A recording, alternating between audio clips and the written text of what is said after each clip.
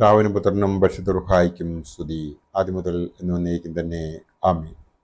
കർത്താവിൽ പ്രിയ വിശ്വാസികളുടെ സമൂഹമേ, നിങ്ങളേവരെയും വീണ്ടും വരുമെന്ന് അരുളിച്ചെയ്തവനായ കർത്താവായ യേശു ക്രിസ്തുവിൻ്റെ നാമത്തിൽ പ്രഭാതവചനത്തിലേക്ക് വളരെ വിനീതമായി സ്വാഗതം ചെയ്യുന്നു. ഇന്നത്തെ ധ്യാന വിഷയം എന്നത് കടമ എന്നതാണ്. കടമ. സുനോയ് നോമ്പിൻ്റെ 5-ാമത്തെ ദിവസമായ ഇന്ന് നാം ഓരോരുത്തരും ആ ദൈവമാതാവിൻ്റെ വാങ്ങിപ്പ് പെരുന്നാളിൽ ആ ദൈവമാതാവിൻ്റെ ജീവിതങ്ങളെ മനസ്സിലാക്കിക്കൊണ്ട് പ്രാർത്ഥനയോടും മധ്യസ്ഥതയോടും കൂടി കഴിയുന്നതായ ഈ അവസരത്തിൽ വളരെ വിശുദ്ധിയോടുകൂടി നാം ഈ 14 ദിവസങ്ങൾ നടത്തുന്നുവെങ്കിൽ 15-ാമത്തെ ദിവസം ആ വാങ്ങിപ്പ് പെരുന്നാളിൻ്റെ അന്ന് ദൈവമാതാവിൻ്റെ കൃപ നമ്മൾക്ക് ലഭിക്കും എന്നുള്ളതിന് യാതൊരു സംശയമില്ല. ആ അവളുടെ പുത്രൻ തമ്പുരാൻ നമുക്ക് കൃപകൾ ചൊരിയണമെന്നുണ്ടെങ്കിൽ അവളുടെ മധ്യസ്ഥത നമ്മൾക്ക് ആവശ്യമുണ്ട്. നമ്മൾ അവളുടെ മധ്യസ്ഥതയിലൂടെ നമുക്ക് ഈ ലോക ജീവിതം, നമ്മളുടെ കടമകളെ മുഴുവനാക്കിക്കൊണ്ട്, നമ്മുടെ കടമകളെ ചെയ്തുകൊണ്ട് നമുക്ക് ജീവിക്കുവാൻ ഒന്ന് ശ്രമിച്ച് നോക്കാം. അതിനായിട്ട് ഒരു വേദഭാഗം നമുക്ക് എടുക്കാം. 56-ാം സങ്കീർത്തനം 12-ാം വാക്യം. ദാവീദ് രാജാവിൻ്റെ ഒരു സങ്കീർത്തനമാണ് ഇത്. ദൈവമേ, നിനക്കുള്ള നേർച്ചകൾക്ക് ഞാൻ കടപ്പെട്ടിരിക്കുന്നു. ഞാൻ നിനക്ക് സ്തോത്രയാഗങ്ങളെ അർപ്പിക്കും. ഇവിടെ കടമയെക്കുറിച്ചാണ് എടുത്തു പറയുന്നത്. ഞാൻ ദൈവത്തിൻ്റെ മുമ്പാകെ ജീവൻ്റെ പ്രകാശത്തിൽ നടക്കേണ്ടതിന് നീ എൻ്റെ പ്രാണനെ മരണത്തിൽ നിന്നും എൻ്റെ കാലുകളെ ഇടർച്ചയിൽ നിന്നും വിടുവിച്ചുവല്ലോ എന്ന് പറയുന്നു.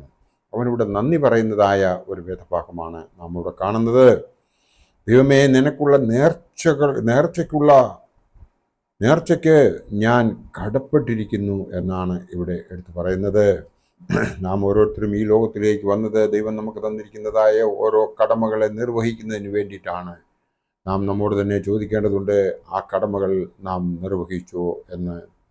നമ്മളുടെ കടമകൾ എന്ന് പറയുന്നത്, ആദ്യം നാം ഓരോരുത്തരും ശൈശവകാലത്ത് നമ്മുടെ മാതാപിതാക്കന്മാരെ അനുസരിക്കുക എന്നുള്ളതും, ടീച്ചേഴ്സിനെ, അതായത് അധ്യാപകരെ ബഹുമാനിക്കുക എന്നുള്ളതും, നമ്മുടെ ആത്മീയ പിതാക്കന്മാർ നമ്മളെ ഉദ്ബോധിപ്പിക്കുന്നതിന് പ്രകാരം നമ്മൾ ജീവിക്കുക എന്നുള്ളതുമാണ് നാം ഓരോരുത്തരും ചെയ്യേണ്ടത്. അപ്പോൾ ശൈശവത്തിലുള്ള നമ്മുടെ കടമ തീർന്നു. അതിനുശേഷം നമ്മൾ യൗവനത്തിലേക്ക് കടന്നു വന്നു കഴിയുമ്പോൾ ഇതേ കാര്യം തന്നെയാണ് ചെയ്യുന്നതെങ്കിലും അല്പം ജ്ഞാനത്തോടു കൂടിയായിരിക്കും നമ്മളത് ചെയ്യുന്നത്. മാതാപിതാക്കളെ അനുസരിക്കുന്നതിനോടൊപ്പം നാം എവിടെയെങ്കിലും നമ്മുടെ കർത്തവ്യങ്ങളെ, അതായത് നമ്മുടെ കടമകളെ നിർവഹിക്കുവാനായിട്ട് നമുക്ക് അവസരം കിട്ടുമ്പോൾ അത് വളരെ സത്യസന്ധതയോടുകൂടി അത് ചെയ്യുന്നുവെങ്കിൽ നമുക്ക് അവിടെ വിജയിക്കുവാൻ സാധിക്കും. അതോടൊപ്പം തന്നെ ദൈവത്തിൽ ആശ്രയിച്ച് ജീവിക്കുന്ന ഒരാൾക്ക് കടമ ചെയ്യാതിരിക്കുവാൻ സാധിക്കുകയില്ല. കുറച്ചുകൂടി മുമ്പോട്ട് മാറിക്കഴിയുമ്പോൾ, ഒരു ഗൃഹസ്ഥൻ ആയിക്കഴിയുമ്പോൾ, അവൻ തൻ്റെ കുടുംബത്തിൽ ആ ഗൃഹനാഥൻ നിന്നുള്ള ആ ചുമതല അവന് കൃത്യമായി വഹിക്കുന്നുവെങ്കിൽ ആ കുടുംബം എപ്പോഴും ഐശ്വര്യപൂർണമായ ഒരു സമ്പൂർണ്ണ ക്രിസ്തീയ കുടുംബമായി മുമ്പോട്ട് നയിക്കുവാൻ സാധിക്കും. അത് ഏത് ജാതിയിൽ ജനിച്ചവനായിരുന്നാൽ തന്നെയും അവൻ്റെ കടമ നിർവഹിക്കുന്നുവെങ്കിൽ അവൻ്റെ ദൈവം അവനെ അനുഗ്രഹിക്കും എന്നുള്ളതിന് യാതൊരു സംശയവുമില്ല. അതിനായിട്ട് അവൻ ചെയ്യേണ്ടത്, ആദ്യം അവൻ അപ്പനെങ്കിൽ അപ്പൻ്റെ കടമ, അവൾ അമ്മയെങ്കിൽ അമ്മയുടെ കടമ, അല്ലെങ്കിൽ അവൻ ഭർത്താവെങ്കിൽ ഭർത്താവിൻ്റെ കടമ, അവൾ ഭാര്യയെങ്കിൽ ഭാര്യയുടെ കടമ. അതുപോലെ തന്നെ അവൾ സമൂഹത്തിന് വേണ്ടിയിട്ടും അവന് കടമയുണ്ട്. അവൻ സഭയ്ക്ക് വേണ്ടിയിട്ട് എന്താണ് പ്രവർത്തിക്കേണ്ടതെന്നുള്ളതിന് ആ കുടുംബത്തിലുള്ള എല്ലാവർക്കും കടമയുണ്ട്. ആ മാതാപിതാക്കളെ കണ്ട് അവരുടെ കടമകൾ നിർവഹിക്കുന്നത് കണ്ട് വളരുന്ന കുഞ്ഞുങ്ങൾ ഒരിക്കലും അവരുടെ കടമ നിർവഹിക്കാതിരിക്കുകയില്ല. അങ്ങനെ കടമ നിർവഹിക്കുന്നുവെങ്കിൽ പ്രായമായി കഴിയുമ്പോൾ ആ കുഞ്ഞുങ്ങൾ ആ മാതാപിതാക്കളെ വൃദ്ധസദനത്തിലേക്ക് അയക്കാതെ അവരെ നോക്കും, അവരെ പരിരക്ഷിക്കും എന്നുള്ളതിന് യാതൊരു സംശയവുമില്ല. ഒരു മാതൃകാ ക്രിസ്തീയ കുടുംബമാക്കി ഒരു മാതൃകാ കുടുംബമായി ജീവിക്കണമെന്നുണ്ടെങ്കിൽ നമ്മൾ ഓരോരുത്തരും കടമകളെ നിർവഹിക്കുന്നവരായിരിക്കണം. കടമകൾ എന്ന് പറയുന്നതിൻ്റെ വ്യാപ്തി എന്താണ് എന്ന് നമ്മൾ മനസ്സിലാക്കണം. അത് മനസ്സിലാക്കാത്തവരാണ് ഇന്നത്തെ കാലത്ത് ജീവിക്കുന്നതിൽ അധികം ആൾക്കാരും. ഏതാനും ചില ആൾക്കാർ മാത്രം ആ കടമകളെ കൃത്യമായിട്ട് മനസ്സിലാക്കുന്നുണ്ട്. അവർ മാത്രം ഈ ലോകത്തിൽ സന്തോഷപ്രദമായി ജീവിക്കുന്നുവെന്നും നമുക്ക് മനസ്സിലാക്കുവാൻ സാധിക്കും. അതിനുവേണ്ടി നാം ഓരോരുത്തരും ചെയ്യേണ്ടത് ദൈവത്തിൽ ആശ്രയിക്കുക എന്നുള്ളതാണ്. നമ്മൾ വേദപുസ്തകം ഉൽപ്പത്തി മുതൽ വെളിപാട് വരെയുള്ള ഭാഗം നാം വായിക്കുമ്പോൾ അതിൽ 1189 അധ്യായങ്ങളും 31,083 വാക്യങ്ങളുമാണ് ഉള്ളത്.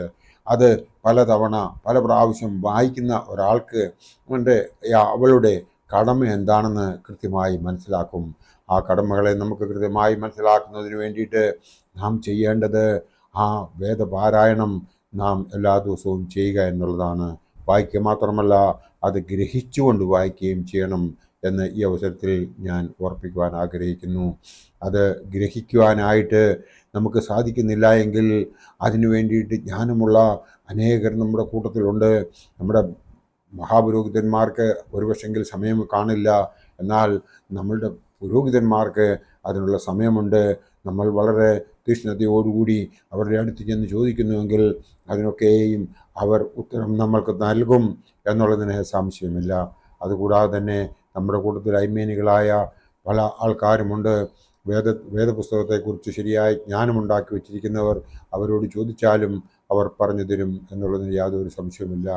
വചനപ്രഘോഷണം എന്ന് പറയുന്നത് ഒരു മൈക്കിൻ്റെ മുമ്പിൽ പോയി നിന്ന് തുറന്നടിച്ച് പറഞ്ഞേച്ചു വരിക എന്ന് മാത്രമല്ല, അത് എത്ര പേർ ഗ്രഹിക്കുന്നുവെന്ന് കൂടി മനസ്സിലാക്കി അവർക്ക് മനസ്സിലാകത്തക്കവണ്ണം വചനപ്രഘോഷണം ചെയ്യുന്നവരാണ് എങ്കിൽ അവൾ അവരുടെ കടമ നിർവഹിക്കുന്നു എന്ന് നമുക്ക് മനസ്സിലാക്കുവാൻ സാധിക്കും. ഒരു കടമ നിർവഹിക്കുക എന്നുള്ളത് ബൈബിളിനെ കഴിഞ്ഞും നല്ല ഉദാഹരണം തരുന്ന വേറൊരു പുസ്തകവും ഈ ലോകത്തിലില്ല എന്നുള്ള വിവരം നാം മനസ്സിലാക്കേണ്ടതുണ്ട്. നമ്മൾ സേവിക്കുന്നത് ജീവനുള്ള ദൈവത്തെയാണ്. ആ ദൈവത്തെ സേവിക്കുന്നത് കൂട്ടത്തിൽ നാം നമ്മുടെ കടമയോടെ നിർവഹിക്കുന്നുവെങ്കിൽ നമുക്ക് സൽപ്രവൃത്തികൾ ചെയ്യാതിരിക്കാൻ സാധിക്കുകയില്ല.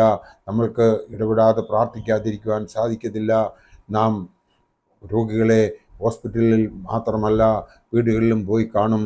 നമ്മൾ വിഷമവും പ്രയാസവും ഉള്ളവരെ നമ്മൾ ചെന്ന് കാണും എന്നുള്ളതിന് യാതൊരു സംശയവുമില്ല. മറ്റുള്ളവരുടെ ദുഃഖത്തിൽ പങ്കുചേരുകയും മറ്റുള്ളവരുടെ സന്തോഷത്തിൽ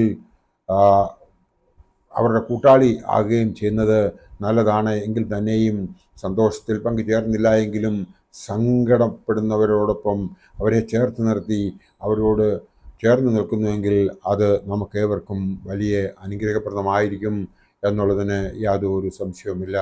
നാം ഓരോരുത്തരും മനസ്സിലാക്കേണ്ടതായ കാര്യങ്ങൾ എന്ന് പറയുന്നത് നമ്മളുടെ കടമ എന്തെന്നുള്ളത് നമ്മൾ കൃത്യമായി ചെയ്യുന്നുവെങ്കിൽ മാത്രമേ ദൈവം നമ്മളെ എല്ലാവരെയും അനുഗ്രഹിക്കൂ എന്നുള്ള ആ ഒരു തീരുമാനം കൂടി നമ്മൾ കൃത്യമായിട്ട് മനസ്സിലാക്കുകയും അതിന് പ്രകാരം തീരുമാനമെടുക്കുകയും ചെയ്യുന്നുവെങ്കിൽ ദൈവം നമ്മളെല്ലാവരെയും അനുഗ്രഹിക്കും. അതിനായി ദൈവം നമ്മളെ കാത്ത് പരിപാലിക്കട്ടെ. നമ്മളെല്ലാവരും കടമ നിർവഹിക്കുന്നവർ ആയിത്തീരട്ടെ. എൻ്റെ വാക്കുകൾ ഇവിടെ ഉപസംഹരിക്കട്ടെ. ദൈവം നമ്മളെല്ലാവരെയും അനുഗ്രഹിക്കട്ടെ. നന്ദി, നമസ്കാരം.